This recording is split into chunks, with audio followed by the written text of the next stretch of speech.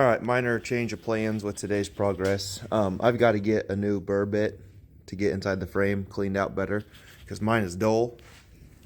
So I'm going to work on probably removing the rear axle, plating the frame, maybe my shackle flip. We'll see. Stay tuned. That's where we're at right now anyways. Well, the shackle flip is almost complete. Now I just got to come in and clean up in here a little bit just on the front side to have clearance for the shackle to flip up.